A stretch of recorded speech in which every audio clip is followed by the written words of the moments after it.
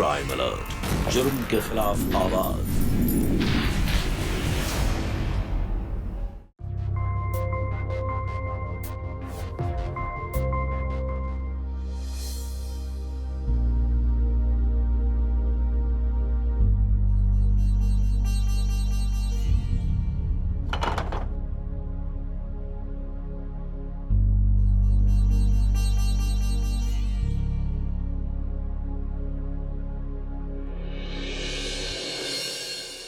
Sara, നിനക്ക് ഓർമ്മയുണ്ടോ?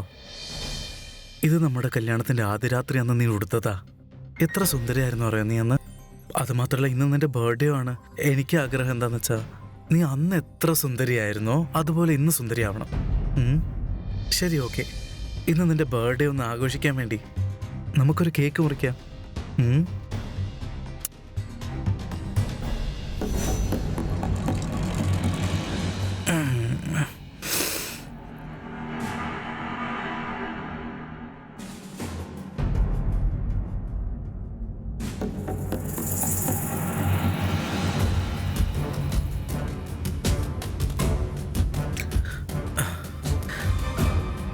So ഇന്ന് സാറിൻ്റെ ബർത്ത്ഡേ ആണ്.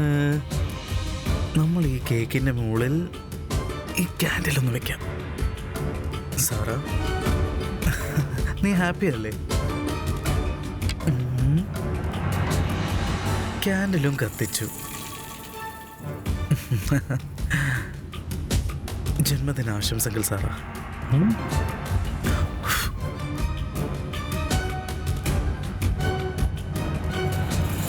ഇനി ഞാൻ സാറേക്ക് കേക്ക് തരാൻ പോവാ. അതും എൻ്റെ കൈ കൊണ്ടല്ലേ. കഴിക്ക് കഴിക്ക് കഴിക്ക്.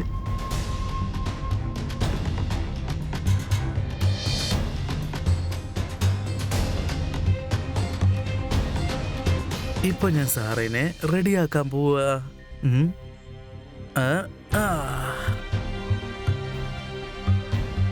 എന്റെ സാറിനെ കാണാൻ എന്തൊരു ഭംഗിയാ നോക്കി.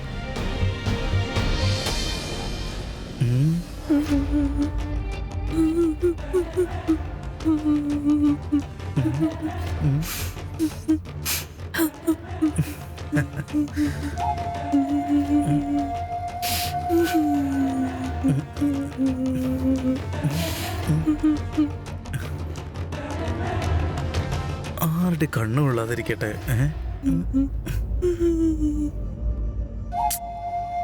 അല്ലേ സാറാ? എൻ്റെ സാറാ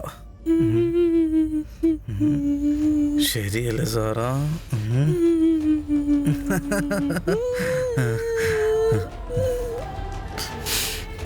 സാറാ, ഞാൻ കുറച്ച് സമയം നിന്നെ സ്നേഹിച്ചോട്ടെ. ഒന്നും സംഭവിക്കില്ല. ഞാൻ നിന്റെ ഭർത്താവല്ലേ. ഒന്നും സംഭവിക്കില്ല. അല്ല, നീ എന്ത് പറ്റി?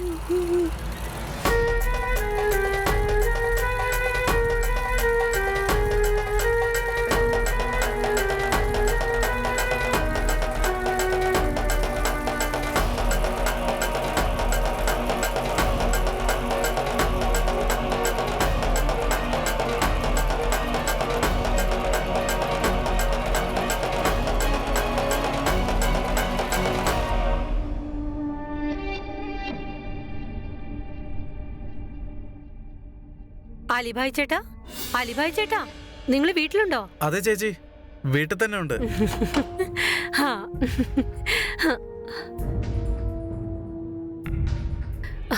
പൂജ, അകത്തേക്ക് കയറി വാ.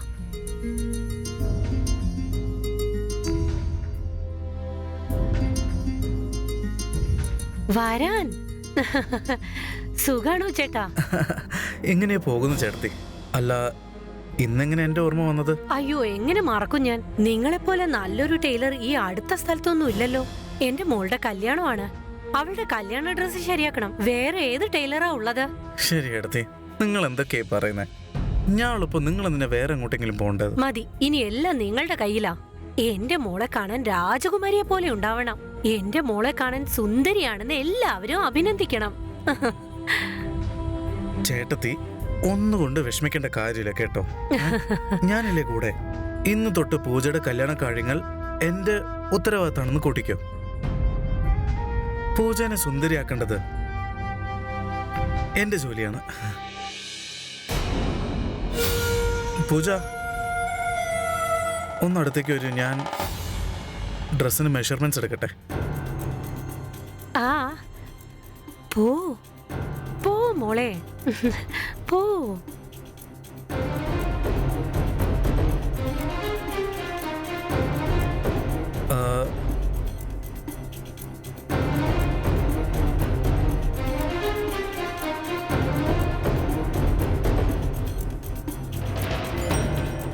അത് പിന്നെ അവളുടെ ഡ്രസ്സ് നല്ല ഭംഗിയുണ്ടാവണം. നിങ്ങൾ എന്ത് വർത്താനായി പറയുന്നേ? പൂജ ഓൾറെഡി സുന്ദരിയായ ഒരു കുട്ടിയല്ലേ ചേട്ടത്തി, അതുകൊണ്ട് എല്ലാം ഭംഗിയുണ്ടാവും.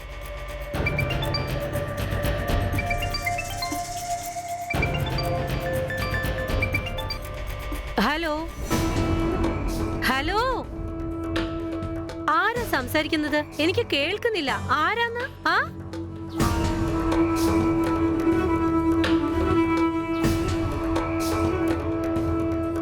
എന്താ? അതെ, എനിക്കൊന്നും കേൾക്കുന്നില്ലെന്ന്.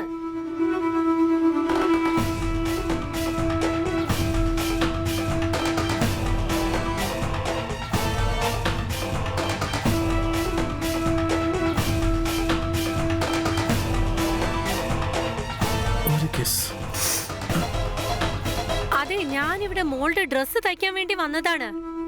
നിങ്ങൾ അപ്പോഴേക്കും വീട്ടിലെത്തിയോ?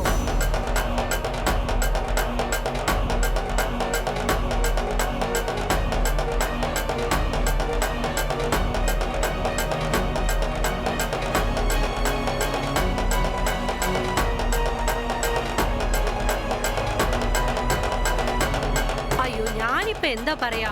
ശരി, നാളെ വരൂ കേട്ടോ. കഴിഞ്ഞോ?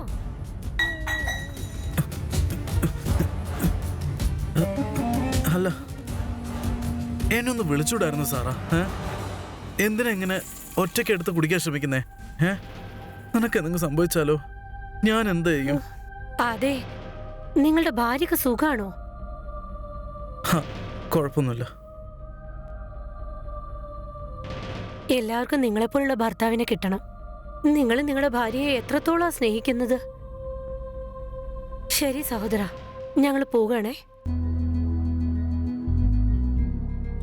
അത് പിന്നെ ഈ തുണികളൊക്കെ ഇവിടെ വെച്ചിട്ട് പോകണേ. ഒരുപാട് ജോലിയുണ്ട്, വാ നമുക്ക് വേഗം പോകാം. നീയോ എന്നെ സന്തോഷിപ്പിക്കുമല്ലോ, സന്തോഷം കിട്ടാനും.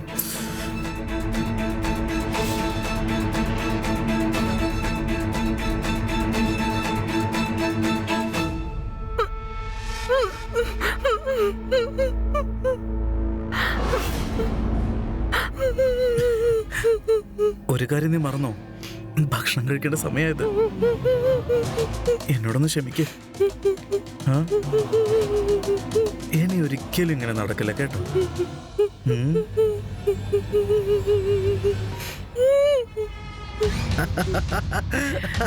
ഇനി ഒരിക്കലും അങ്ങനൊരു തെറ്റ് ചെയ്യാൻ പാടില്ല. നീ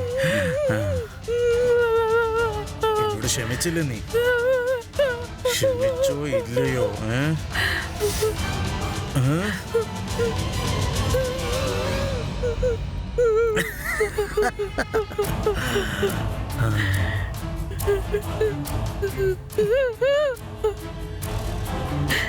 ഇനി നിനക്കുള്ള ഭക്ഷണം ഞാൻ എടുത്തോട്ട് വരാം.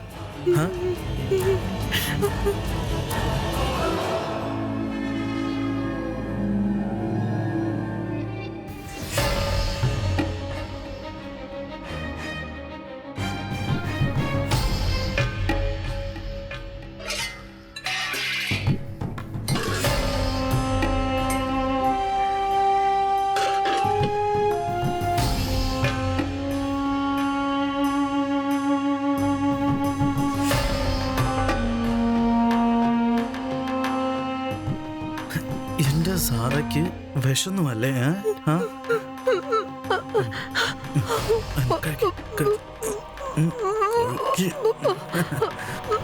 ഭക്ഷണമൊക്കെ സമയത്ത് കഴിക്കണ്ടേ? കഴിക്കാം നമുക്ക്. കഴിക്ക. ഓ, വെള്ളം വേണോ?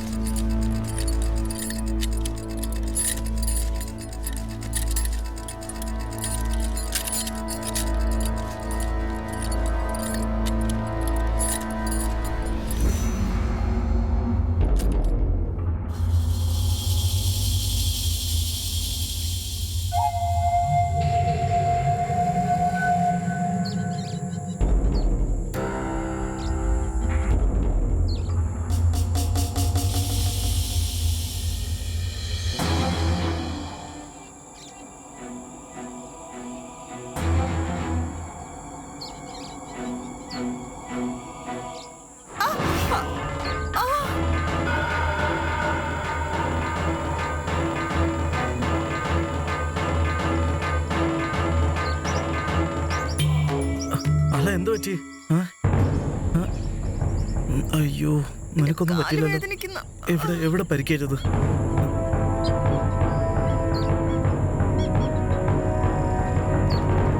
എവിടെയാണെന്ന് മനസ്സിലാവുന്നില്ലല്ലോ.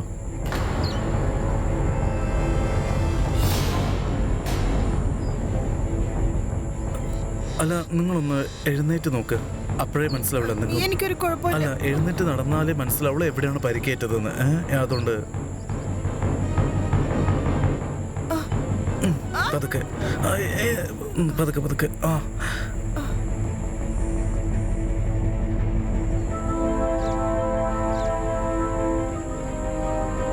പറ്റുന്നുണ്ടോ?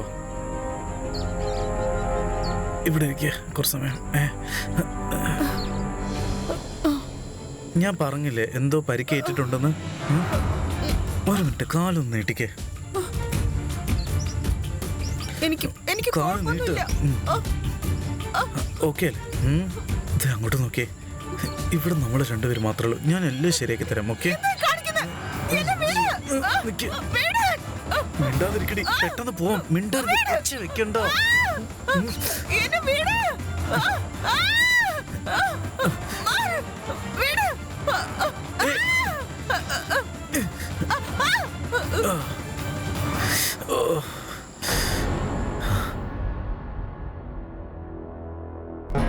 എന്താ ഇവിടെ നടക്കുന്നേ? ഒരു മനുഷ്യൻ അവസരങ്ങളും സാഹചര്യങ്ങളും നോക്കിയിരുന്ന് കുറ്റകൃത്യങ്ങൾ ചെയ്യുന്നു. അവൻ ആരെയും പേടിയില്ല. ഇതെന്തൊരു മാനസികാവസ്ഥയാണ്. ഓരോ പെണ്ണിനെ കാണുമ്പോഴും അവന്റെ മനസ്സിൽ ഒരൊറ്റ ചിന്തയേ ഉള്ളൂ. എല്ലാ പെണ്ണുങ്ങളെയും അവൻ തന്നെ കാമാസക്തിക്ക് ഇരയാക്കുകയാണ്. സ്വന്തം ഭാര്യയെ സഹായിക്കുന്നുണ്ട്, കാരണം മറ്റുള്ളവരുടെ മുന്നിൽ അവന്റെ യഥാർത്ഥ മുഖം ആരും അറിയാൻ പാടില്ലാത്തതുകൊണ്ട്. അതൊരു മുഖം മൂടിയായി അവൻ യൂസ് ചെയ്യുകയാണ്. ഒരു ലേഡീസ് ടൈലറായി ജോലി ചെയ്തുകൊണ്ട് അവൻ ഓരോ പെണ്ണുങ്ങളെയും തന്നെ കാമം തീർക്കാനായി ഉപയോഗിച്ചുകൊണ്ടിരിക്കുന്നു. ഒരാളും മിണ്ടുന്നില്ല. സമൂഹത്തിന് മുന്നിൽ അവമാനിതയാകുമെന്ന് പേടിച്ചിട്ടാണത്. ഈ ടൈലറിന്റെ കള്ളക്കളി എത്ര നാൾ ഇങ്ങനെ തന്നെ നടന്നു പോകും? ആർക്ക് കഴിയും? ഇവന്റെ ഈ മുഖം മൂടി വലിച്ചീറാൻ ആർക്കാണ് കഴിയുക? വരൂ, നമുക്ക് നോക്കാം.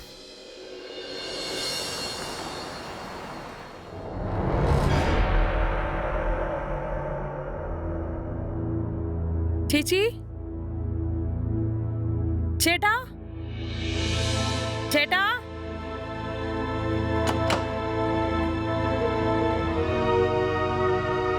ചേട്ടാ, ചേച്ചി, ചേച്ചി, ചേച്ചി, ചേച്ചി, നിങ്ങൾക്ക് സുഖമാണോ ചേച്ചി? അലിച്ചേട്ടൻ ഇവിടെ ഒന്നും കാണുന്നില്ലല്ലോ. പുള്ളിക്കാരൻ എവിടെയാ? അല്ല ഫറ, നീയോ? നീ എപ്പോഴാ വന്നേ? അല്ല, എന്താ പെട്ടെന്ന് ഞങ്ങളുടെ ഓർമ്മ നിനക്ക്?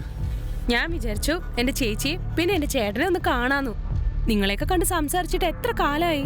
അത് ശരി, അപ്പൊ അതുകൊണ്ടാണല്ലേ വന്നത്. എന്തായാലും നീ ചെല്ല്, നല്ല ടയർഡായിട്ടുണ്ട് നിന്നെ കാണാൻ. കാലുമുഖം കഴുകിയിട്ട് വാ. ഇന്ന് ഞാൻ എന്റെ നാത്തുന്റെ കൈ കൊണ്ടുണ്ടാക്കിയ ഭക്ഷണം കഴിക്കാൻ പോകുന്ന സന്തോഷത്തിലാ. അല്ലെങ്കിൽ ഞാൻ ഉണ്ടാക്കുന്ന ഭക്ഷണം സ്വയം കഴിച്ച് എന്റെ നാക്കൊക്കെ ചത്തുപോയി. ഇന്ന് ഞാൻ റെഡിയാ. ഇത്ര കാര്യമുള്ളോ? ഇന്ന് നോക്കിക്കോ നിങ്ങൾക്ക് ഞാൻ എങ്ങനത്തെ ഭക്ഷണം ഉണ്ടാക്കി തരാൻ പോകുന്നേന്ന്. ചേച്ചി ഞാൻ ഇപ്പൊ വരാം കേട്ടോ.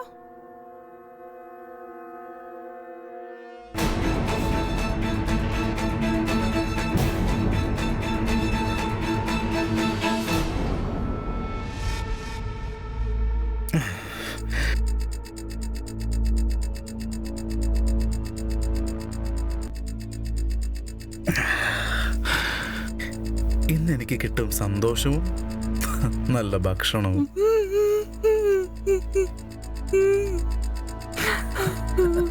രണ്ടിനും ശരിക്കും ആസ്വദിക്കും.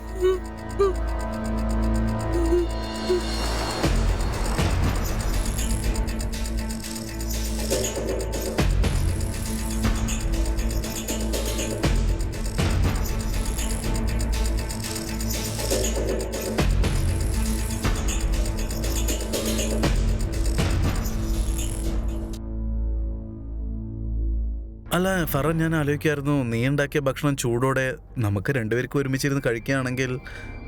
ഇല്ല ചേട്ടാ, നിങ്ങൾ കഴിക്കേ. ഞാൻ ആ സമയം കൊണ്ട് ചേച്ചിക്ക് ഭക്ഷണം കൊടുക്കാം.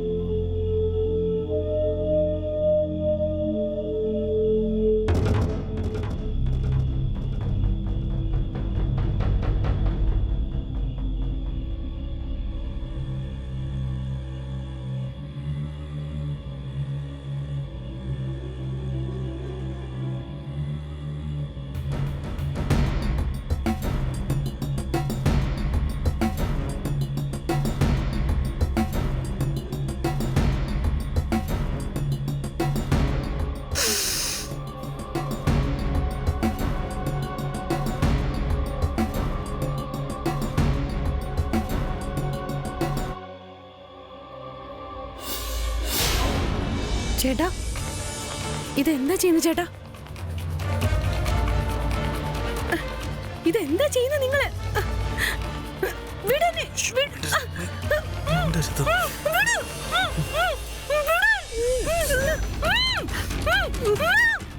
ചേച്ചി ചേച്ചി ചേച്ചി ചേച്ചി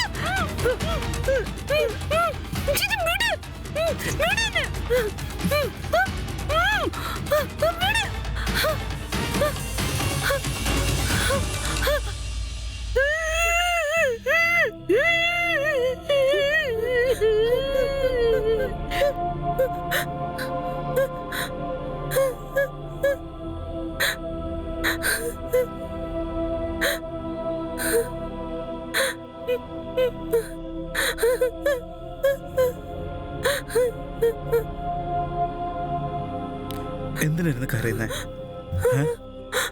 നിന്റെ സഹോദരിയല്ലേ? നിന്റെ ചേച്ചിക്ക് വേണ്ടി ഇത് ചെയ്തില്ലെങ്കിൽ പിന്നെ എങ്ങനെയാ? കരയാണോ? എന്തിനാ കരയുന്നേ? ഞാൻ നിന്നെ സ്നേഹിക്കുക മാത്രമല്ലേ ചെയ്തുള്ളൂ. ഇതൊക്കെ അനുഭവിക്കേണ്ട പ്രായമല്ലേ? ഒരുപാട് പേര് പറഞ്ഞു കേട്ടിട്ടില്ലേ നാത്തൂനും ഏകദേശം ഭാര്യനെ പോലെ തന്നെയാണെന്ന്.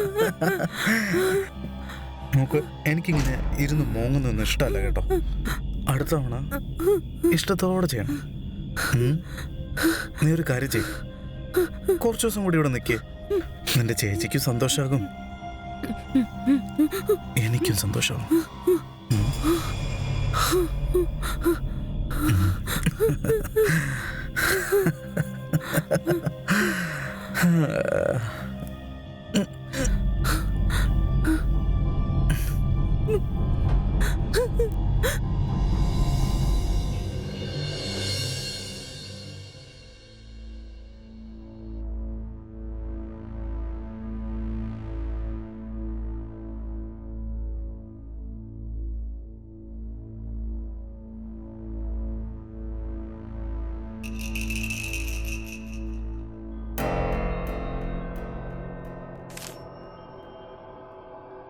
ഞാൻ പോവാണ്.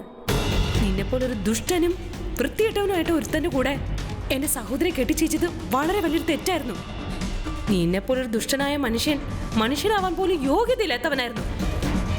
എന്റെ സഹോദരിയുടെ വിവാഹ ജീവിതം തകർക്കാനുള്ളൊരു കാരണം ഞാനാകാൻ പാടില്ല. അതുകൊണ്ട് ഞാൻ ആരോടും ഒന്നും പറയില്ല. നിന്നെപ്പോലെ ഒരുത്താൻ സ്വന്തം വീടിന്റെ അഭിമാനം എവിടെ വേണേലും വിറ്റ് കാശാക്കുമെന്ന് എനിക്കറിയാം.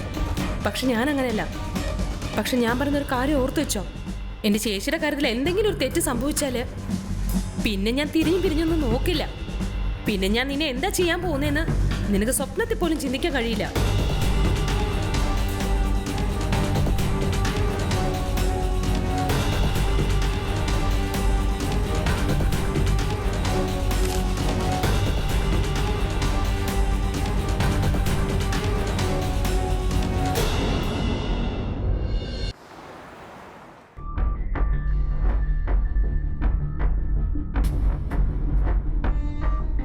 അലിച്ചേട്ടാ, അലിച്ചേട്ടാ, ഒരു സൂട്ട് തയ്ക്കണമായിരുന്നു, നല്ല ടിപ് ടോപ്പ് ആയിട്ടുള്ളത്, ആദ്യത്തെ പോലെയുള്ളത്. എന്റെ കൈ കൊണ്ട് തുന്നിയാ ടിപ് ടോപ്പിന് കുറവായിട്ട് ഒന്നും ഉണ്ടാവില്ല. അതെനിക്കറിയാം. അതെന്താന്ന് വെച്ചാ എന്റെ ഭർത്താവ് വർഷത്തിൽ ഒരിക്കലാ വരുന്നത്. അതെന്താന്ന് വെച്ചാ ഇപ്പോ 2 ആഴ്ചക്കുള്ളിൽ വരും. അതുകൊണ്ട് വരുന്നതിന് മുന്നേ എല്ലാ കാര്യങ്ങളും റെഡിയാക്കണം. പുതിയ ഡ്രസ്സ് തയ്ച്ചിക്കണം. കാരണം അദ്ദേഹം വന്നാ ഞാനൊന്ന് അണിഞ്ഞൊരുങ്ങി പുതിയ ഡ്രസ്സൊക്കെ ഇടണം. അല്ലെങ്കിൽ ഇത്രയും കഷ്ടപ്പെട്ട് കാശുണ്ടെങ്കി എന്താ പ്രയോജനം? നിങ്ങൾ പറഞ്ഞു വളരെ ശരിയാ. സ്ത്രീകളൊക്കെ സുന്ദരമായി നടക്കാല്ലാതെ വേറെന്ത് പണിയല്ലേ? നിങ്ങൾക്ക് എന്ത് രീതിയിലാണോ വേണ്ടത് അങ്ങനെ തന്നെ ഞാൻ സ്റ്റിച്ച് ചെയ്യാം. ഒരു തവണയല്ല, പിന്നെ 10 തവണ വരെ നിങ്ങളെ കാണാൻ. ഇത് പ്രീതിയാണ്, എന്റെ നാത്തൂന. ഞാനാണെങ്കിൽ ശ്വാസം വിടാതെ സംസാരിച്ചോണ്ടിരിക്കും. അവളാണെങ്കിൽ ഒരു അക്ഷരം മിണ്ടില്ല. ഇത് എവിടെ വന്നിക്ക്? ഒരു സെക്കൻഡ്.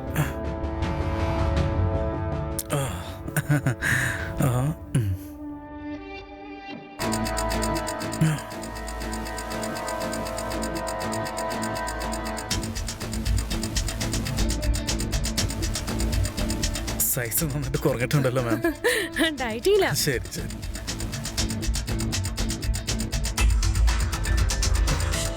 34. നിങ്ങൾ അളവെടുക്കൽ കഴിഞ്ഞു. അലിച്ചേട്ടാ, സൂട്ട് എപ്പോ തരാൻ പറ്റും?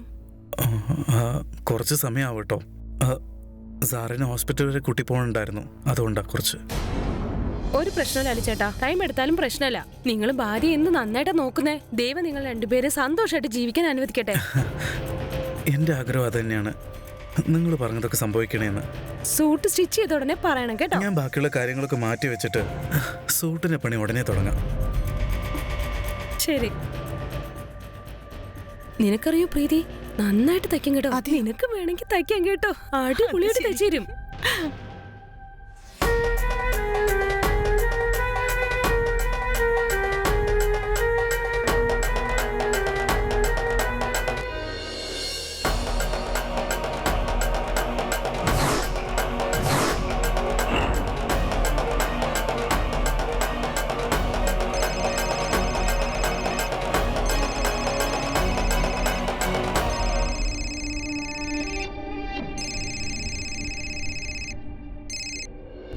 Hello hello. ആ ചേട്ടാ, പൂജയുടെ അമ്മയെ സംസാരിക്കുന്നേ. കഴിഞ്ഞ ആഴ്ച അവിടെ വന്ന് നിങ്ങൾക്ക് കല്യാണത്തിനുള്ള വസ്ത്രങ്ങൾ തന്നില്ലേ? അതെ ചേട്ടത്തി. എന്താ പെട്ടെന്നൊരു ഓർമ്മ? അതെന്താന്നറിയോ ചേട്ടാ, ഞാനും പൂജയുടെ അച്ഛനും 4 ദിവസത്തേക്കൊന്ന് പുറത്തേക്ക് പോവാണ്. നിങ്ങൾക്കറിയാലോ ഇതൊരു കല്യാണ വീടാണെന്ന്. അപ്പൊ നിങ്ങളോട് ഒരു കാര്യം ചോദിക്കാൻ വേണ്ടിയായിരുന്നു. പൂജയുടെ എല്ലാ വസ്ത്രങ്ങളും ഞാൻ നിങ്ങൾക്ക് തന്നില്ലായിരുന്നു. അതിലേതെങ്കിലുമൊക്കെ റെഡിയായോ? അതില്ലേ, ഞങ്ങൾക്കൊന്ന് കാണാൻ വേണ്ടിയായിരുന്നു. അല്ല, ഞാനത് റെഡിയാക്കുന്നേ ഉള്ളൂ. ഇന്ന് വൈകുന്നേരം ആകുമ്പോഴത്തേക്ക് റെഡിയാവും. നിങ്ങൾ കൂടുതൽ ടെൻഷൻ ഒന്നും അടിക്കണ്ടേ. റെഡിയായ ഉടനെ ഞാൻ തന്നെ നിങ്ങളുടെ വീട്ടിൽ വന്ന് തന്നോളാം. നിങ്ങൾ സമാധാനമായിട്ട് ഷോപ്പിങ്ങിന് പോകും. പൂജയുടെ ഡ്രസ്സിന്റെ കാര്യം ഞാൻ നോക്കിക്കോളാം. ശരി ചേട്ടാ, വളരെ നന്ദിയുണ്ട് നിങ്ങൾക്ക്.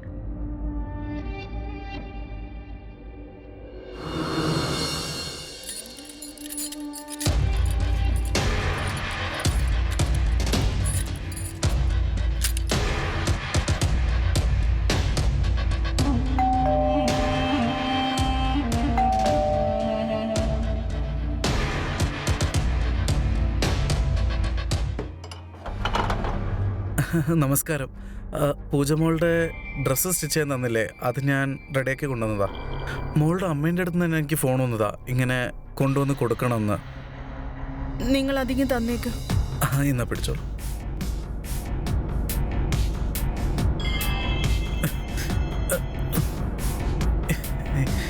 ഇതകത്തേക്ക് പോകുന്നില്ലല്ലോ. കതവ് തുറക്കും, ഒരു മിനിറ്റ്.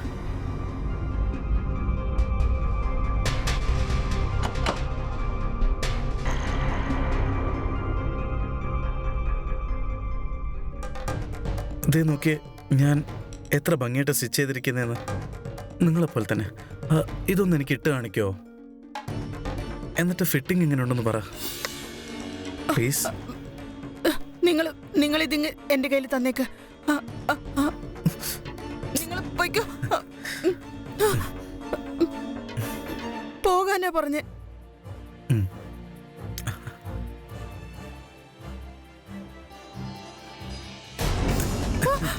ഇതിൻ്റെ അകത്ത് എൻ്റെ ഒരു സാധനമുണ്ട്.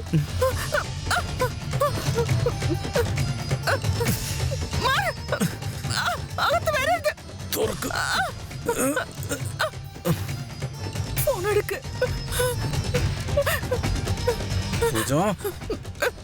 തുറന്നില്ലെങ്കിൽ തല്ലിപ്പൊളിക്കും. തുറക്ക്.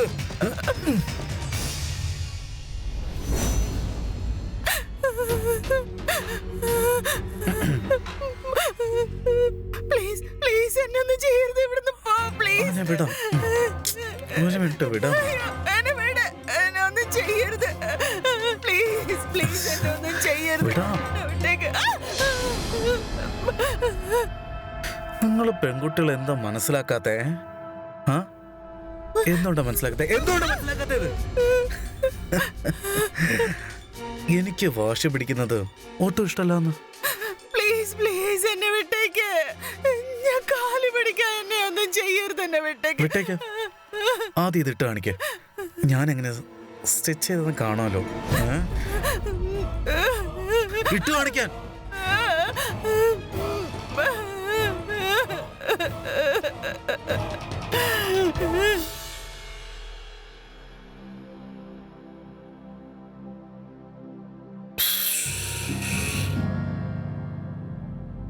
ഇതാരോടെങ്കിലും പറയണം നിന്റെ മനസ്സിൽ തോന്നിയാൽ പോലും അറിയാലോ, നിന്റെ കല്യാണം മുടങ്ങും. പിന്നെ നിന്റെ അച്ഛൻ്റെ അമ്മേൻ്റെ ഒക്കെ അഭിമാനം. ഇത്രയും വലിയ നാണക്കേട് നിന്റെ വീട്ടുകാരെങ്ങനെ ഫേസ് ചെയ്യും? പിന്നെ എനിക്ക് എപ്പോഴൊക്കെ തോന്നുന്നോ അപ്പോഴൊക്കെ ഞാൻ നിന്നെ വിളിപ്പിക്കും കേട്ടോ എൻ്റെ അടുത്തേക്ക്. അപ്പോ നീ ഒരു വാശിയും പിടിക്കാതെ വരണം. നിനക്കറിയാലോ, വാശി പിടിക്കുന്ന ഒരു പെണ്ണിനെ എനിക്ക് ഇഷ്ടമല്ല എന്ന്.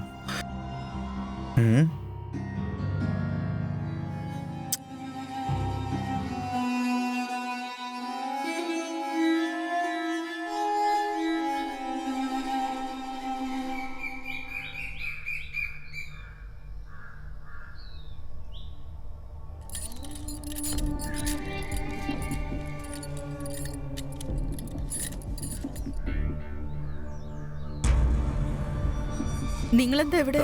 ഞാൻ ഇവിടെ ഒരു ചെറിയ ജോലിക്കാര്യത്തിന് വേണ്ടി വന്നതാ. നീ ഇവിടെ എന്താ ചെയ്യുന്നേ? അതല്ല, ഇതെന്താ? നീ ഇതുവരെയ്ക്കും പൂജയുടെ ബുക്സും തിരിച്ചു കൊടുത്തില്ലേ? ശരി, പിന്നീട് കൊടുക്കാം. നമുക്കിപ്പോ ഒരുപാട് ജോലിയുണ്ട്. അത് പിന്നെ അയ്യോ സഹോദരൻ, ഞാൻ മറന്നു ഈ സംസാരത്തിന്റെ ഇടയിൽ. ഇപ്പൊ എങ്ങനെയുണ്ട്? സുഖമായിട്ടിരിക്കുന്നു. അല്ല, നിങ്ങളെന്താ ഇവിടെ? അത് പിന്നെ ഞങ്ങളുടെ വീട് ഇവിടെ അടുത്താണ്.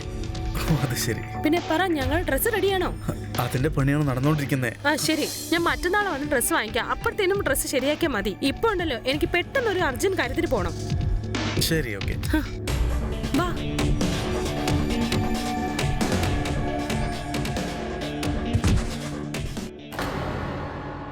അതെ, ആരെങ്കിലും പോലീസിൽ ഫോൺ ചെയ്യേ. അയ്യോ, ആ പെണ്ണ് മരിച്ചു തോന്നുന്നല്ലോ. അനക്കമൊന്നുമില്ല. അയ്യോ, ഇത്ര മോളിൽ നിന്ന് ചാടിയിരിക്കുന്നു. ഇഷ്ടം എന്താ പറ്റിയത്? ആരെങ്കിലും തള്ളിയിട്ടാണോ? ചാടിയാണെന്ന് തോന്നുന്നു കേട്ടോ.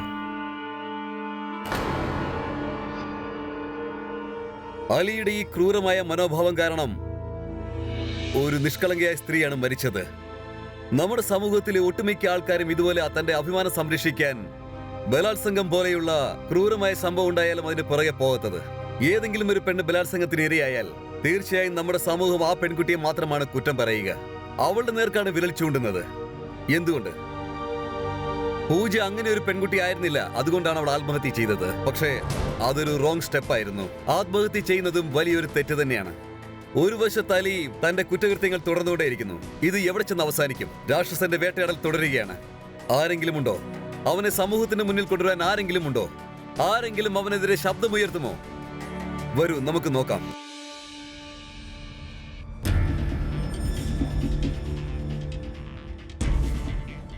ഞാനെന്നാ പൊയ്ക്കോട്ടെ.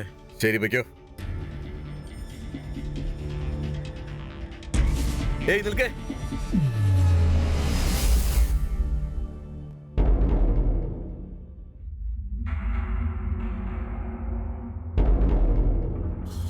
ഞാൻ നിന്നെ വിളിച്ചത് നീ കേട്ടില്ലായിരുന്നോ?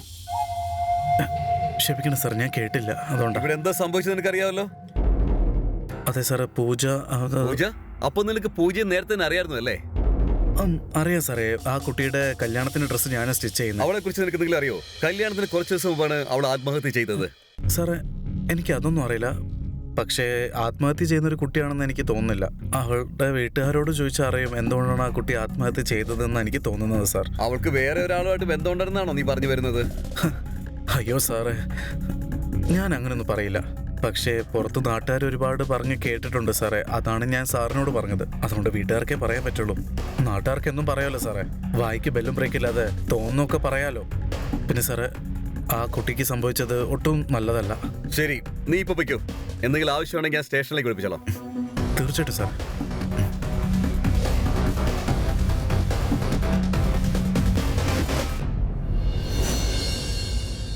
പിന്നെ അലിച്ചേട്ടാ പറയേ, എന്താ പെട്ടെന്ന് വന്നേ? ഇവിടെ എനിക്കൊരു ചെറിയ പണിയുണ്ടായിരുന്നു. അത് കഴിഞ്ഞ് തിരിച്ചു പോകുമ്പോൾ നിങ്ങളുടെ ഡ്രസ്സ് റെഡിയായെന്ന് പറഞ്ഞിട്ട് വാൻ കയറിയതാ. മാഡമിന് എപ്പോഴാണോ സമയം അവിടെ വന്ന് ട്രയൽ നോക്കിയാൽ മതി. ഇത് നിങ്ങൾ നല്ല സന്തോഷ വാർത്തയാണല്ലോ പറയുന്നത്. അല്ല, നിങ്ങൾക്ക് ഈ കാര്യം ഫോണിൽ കൂടി പറയായിരുന്നല്ലോ. ഇത്രയും ദൂരം ബുദ്ധിമുട്ടി വരണ്ടായിരുന്നല്ലോ. അല്ല, അത് പിന്നെ ഞാൻ പൂജയുടെ വീട്ടിലേക്ക് പോയിരുന്നു. കേട്ടപ്പോൾ ഷോക്കായിപ്പോയി ആ കുട്ടി ആത്മഹത്യ ചെയ്തു. ആ കുട്ടിയുടെ വെഡിങ് ഡ്രസ്സും ഞാൻ റെഡിയാക്കിയത്. കണ്ടില്ലേ വിധിയുടെ വിളയാട്ടം. കുറച്ചാഴ്ച കഴിഞ്ഞ് കല്യാണം. പക്ഷെ ആ കുട്ടിയുടെ അന്ത്യത്തായി. അതും ശരിയാ. നിങ്ങൾക്കൊരു കാര്യം അറിയോ? ആൾക്കാരൊക്കെ വായി തോന്നുന്ന കാര്യങ്ങളാ പറയുന്നത്. അയൽവാസികളൊക്കെ പറയുന്നത് പെണ്ണിനെന്തോ അഫയർ ഉണ്ടെന്നാണെന്ന്. കല്യാണം ചെയ്യാൻ അവൾക്ക് ഇഷ്ടമല്ലാത്തായിരിക്കും. അതുകൊണ്ടായിരിക്കും അവൾ ഇങ്ങനെയൊക്കെ ചെയ്തത്. പിന്നെ പ്രീതിയെ കണ്ടിട്ട് എനിക്ക് ഭയങ്കര പേടിയാവുന്നു. നിങ്ങൾക്കറിയാലോ, എന്റെ ഭർത്താവ് ഇത്രയും ദൂരത്താണ് ജോലി ചെയ്യുന്നത്. വർഷത്തിൽ ഒരു തവണയാ വരുന്നത്. അതുകൊണ്ട് ഈ പുറത്തുള്ളവരുടെ കാഴ്ചപ്പാടുണ്ടല്ലോ വളരെ മോശമാണ്. കഴുകനെ പോലെയാ ഇങ്ങനെ നോക്കുന്നത്. ആ പോട്ടെ, ഇവളുടെ ചേട്ടൻ ഇവിടെ വരുന്നത് വരെ ഞാൻ ഇവളെ പുറത്തേക്ക് ഒരിടത്തും വിടാൻ പോകുന്നില്ല. എന്താ എടത്തി, എന്തൊക്കെയായി പറയുന്നേ? പക്ഷെ നിങ്ങൾക്ക് എന്തായാലും ഒരു സ്ഥലത്തേക്ക് പോകാൻ പുറത്ത് ഇറങ്ങണ്ടേ? എവിടെയാ? എന്റെ കടയിലേക്ക് തന്നെ. നിങ്ങളുടെ ഡ്രസ്സൊക്കെ അവിടെയല്ലേ തന്നിരിക്കുന്നത്. അയ്യോ, അത് ഞാൻ നാളെ തന്നെ വരുമല്ലോ.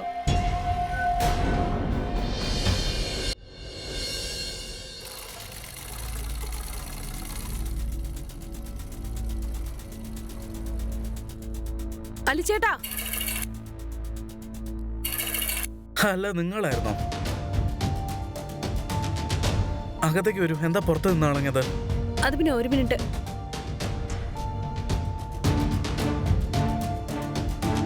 സൂട്ട് എവിടെയാ? ഫിറ്റിംഗ് ഒന്ന് ചെക്ക് ചെയ്യാനാ. പ്രീതി വീട്ടിലാ. ഞാൻ പെട്ടെന്നൊന്ന് വന്ന് ചെക്ക് ചെയ്തിട്ട് പോവാന്ന് വിചാരിച്ചിട്ടാ. ഓ, നിങ്ങളുടെ സൂട്ട്. ഒരു മിനിറ്റ്. ഇത് ഇവിടെ വെച്ചാണല്ലോ. ഇതാ നിങ്ങൾ പറഞ്ഞ ഡ്രസ്സ്.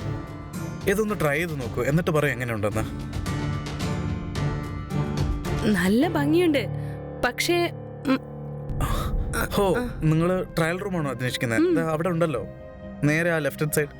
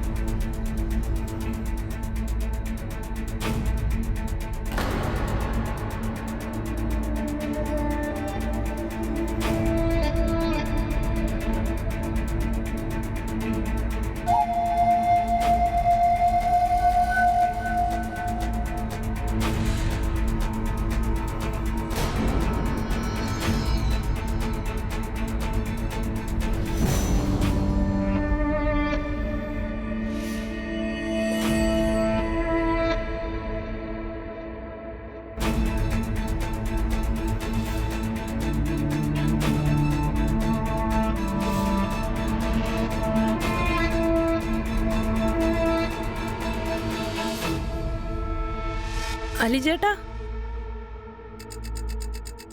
നല്ല ഭംഗിയുണ്ട് ഈ ഡ്രസ്സ് കാണാൻ. ഫിറ്റിംഗ് നന്നായിട്ടുണ്ട്.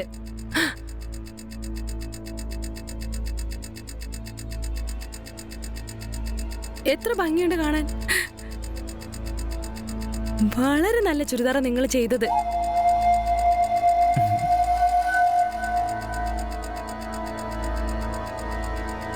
ലൂസാണോ?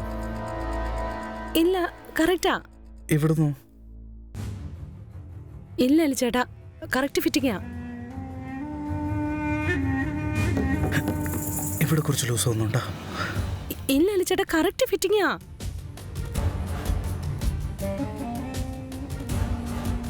എല്ലാം കറക്റ്റാ അലിച്ചേട്ടാ. അത് ഏത്? ഇവിടെയോ? ഇല്ല ഇല്ല ഇല്ല ചേട്ടാ, എല്ലാം കറക്റ്റാ. ഇല്ല ചേട്ടാ, കറക്റ്റാ, കറക്റ്റ് ഫിറ്റിംഗാ. ഒരു മിനിറ്റ്. ഇവിടെ ലൂസ് ഉണ്ടോ? ഇവിടെ ലൂസ് ഉണ്ടോ? എന്താ ചെയ്യുന്നേ? ചെയ്യാൻ ആഗ്രഹിച്ചത് അത്.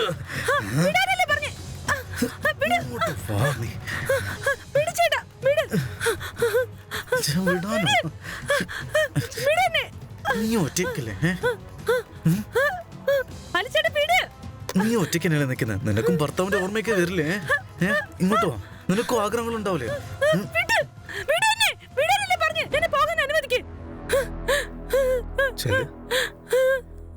ചെല്ല്.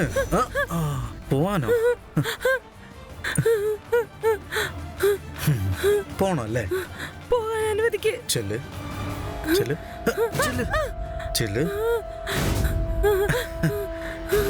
എങ്ങോട്ട്?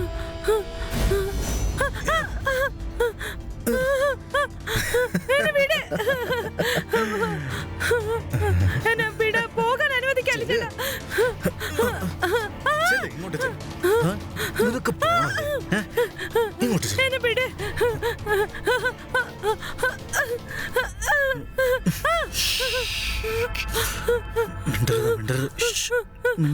മിണ്ടരുത്. എന്നെ വീട്.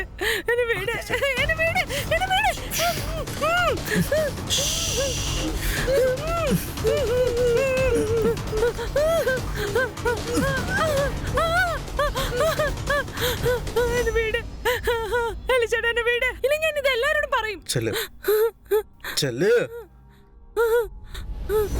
നിനക്ക് എല്ലാരോടും പറയണല്ലേ? നീ ആരോട് പറയടി? നാട്ടുകാരോട് പറയാം.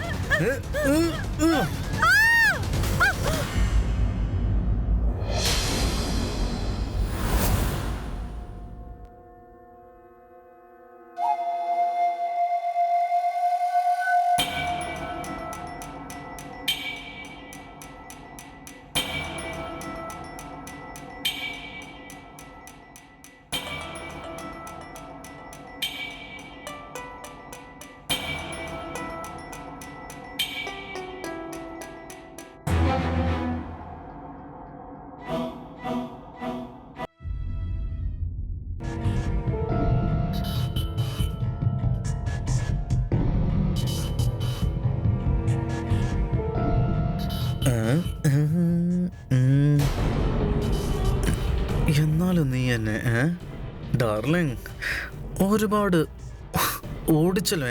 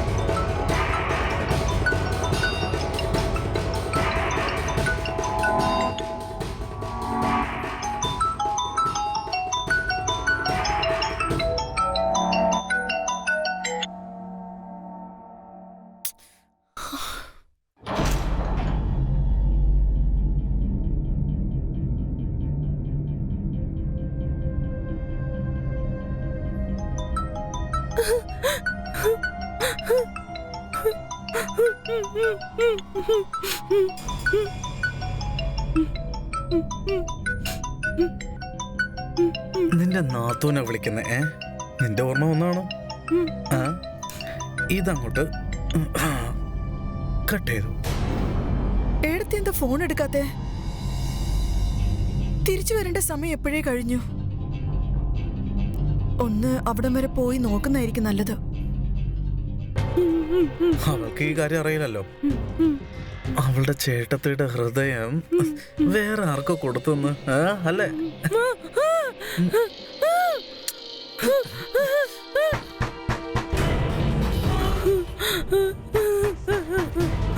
ഈ സമയത്ത് ആരാ ഏതവനാണെന്നുള്ള വെറുതെ മനുഷ്യന്മാരുടെ മൂട് കളയാൻ വേണ്ടി.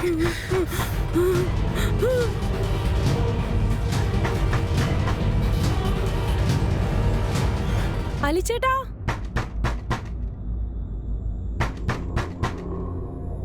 അലിച്ചേട്ടാ,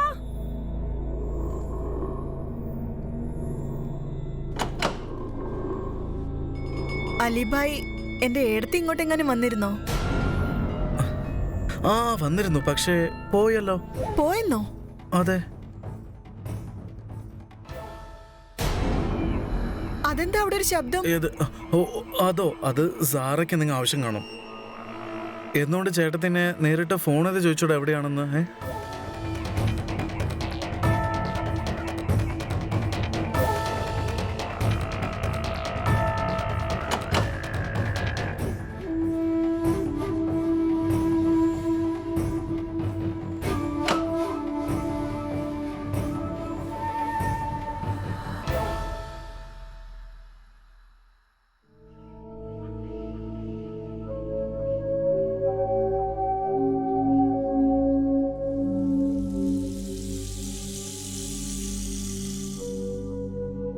കൂടുതൽ സ്മാർട്ട് ആവാൻ നോക്കുവാണോ നീ?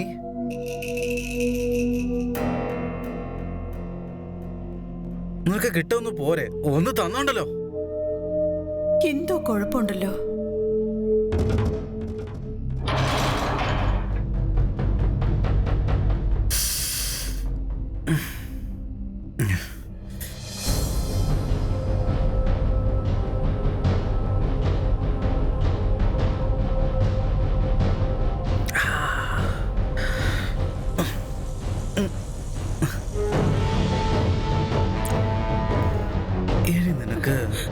ഞാൻ പറയുന്നത് കേൾക്കുമെന്നല്ലാതെ ജീവൻ രക്ഷിക്കാൻ വേറെ ഒരു മാർഗമില്ല.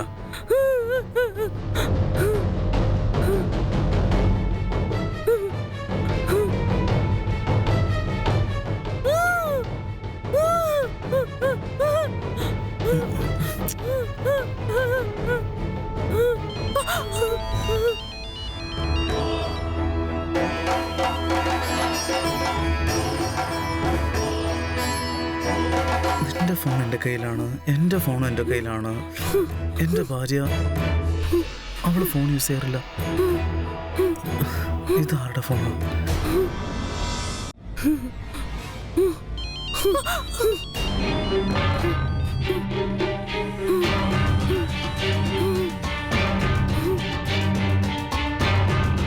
എൻ്റെ ഫോൺ എൻ്റെ കയ്യിലാണ്, എൻ്റെ ഫോൺ എൻ്റെ കയ്യിലാണ്. എൻ്റെ ഭാര്യ അവള് ഫോൺ യൂസ് ചെയ്യാറില്ല. ഇതാരുടെ ഫോണാണ്?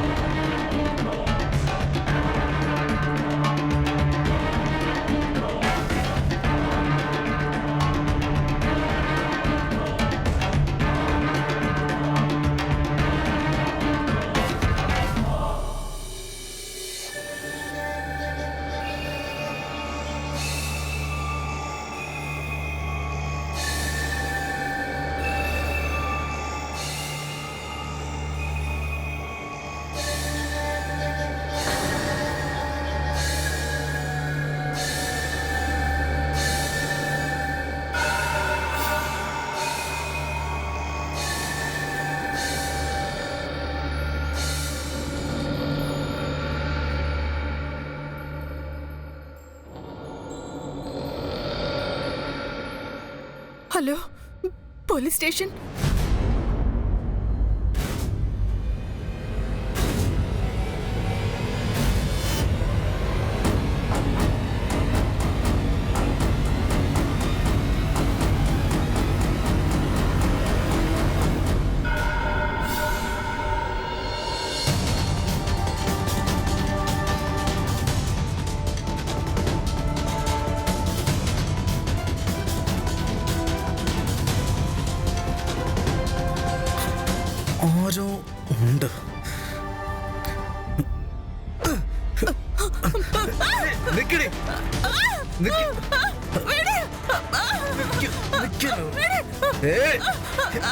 എങ്ങോട്ടൊക്കെ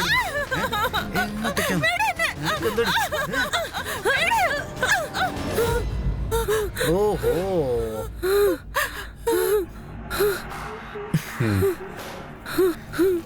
നിന്റെ നാത്തൂന് നീ രക്ഷിച്ചല്ലേ? ഇങ്ങനെ എത്ര രക്ഷിക്കും? വിടറാ. അവളെ വിടാനല്ല നിന്നോട് പറഞ്ഞത്. സാറേ ഞാൻ എന്ത് ചെയ്തെന്നാ? ഞാൻ ഒന്നും ചെയ്തില്ല. ദേ ഇവള് കള്ളം പറയാ സാറേ. ദേ ഇവർ രണ്ടുപേരും കള്ളം പറയാ. ഞാനൊന്നും ചെയ്തിട്ടില്ലെന്നേ. എന്താ പറഞ്ഞേ? നീ ഒന്നും ചെയ്തിട്ടില്ലേ? വെറും ചെറ്റായ ഓർത്തരാ നീ.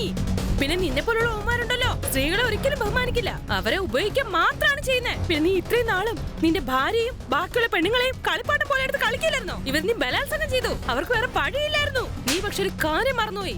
നിന്റെ പാപങ്ങൾ അതിര് കടന്നുപോയി. അതിന്റെ ജഡ്ജ്മെന്റ് ഡേയാ. ഇവനെ കൊണ്ടുപോ സാറേ. ഇവനെ പിടിച്ചിട്ടു. അങ്ങനെ അവസാനം അലിയുടെ കളികൾ അവസാനിച്ചിരിക്കുന്നു. പ്രീതി ബുദ്ധിപൂർവം അലിയെ പോലീസിനെ കൊണ്ട് പിടിപ്പിച്ചിരിക്കുന്നു. സുഹൃത്തുക്കളെ, സ്ത്രീകൾ മിണ്ടാതിരിക്കുന്നതുകൊണ്ട് മാത്രമാണ് അലിയെ പോലുള്ളവന്മാരുടെ ധൈര്യം കൂടിക്കൊണ്ടിരിക്കുന്നത്. തങ്ങൾക്കെതിരെ സംഭവിക്കുന്ന അവമാനങ്ങൾ മിണ്ടാതിരിക്കുന്നത് കൊണ്ട് മാത്രമാണ് ഇതുപോലുള്ള തെറ്റുകൾ സംഭവിക്കുന്നത്. തെറ്റുകൾക്കെതിരെ ശബ്ദമുയർത്തു. അങ്ങനെയല്ലെങ്കിൽ സമൂഹത്തിൽ അലിയെ പോലുള്ള ക്രിമിനൽസിന്റെ എണ്ണം കൂടിക്കൊണ്ടേയിരിക്കും. ഇപ്പോൾ നിങ്ങളോട് വിട പറയേണ്ട സമയമായിരിക്കുന്നു. നമുക്ക് വീണ്ടും കാണാം. നടന്ന ഒരു സംഭവമായി നമുക്ക് അടുത്ത എപ്പിസോഡിൽ കാണാം. അതുവരെ നന്ദി, നമസ്കാരം. തുടർന്ന് കാണുക ക്രൈം അലേർട്ട്. തെറ്റുകൾക്കെതിരെ ശബ്ദമുയർത്തു.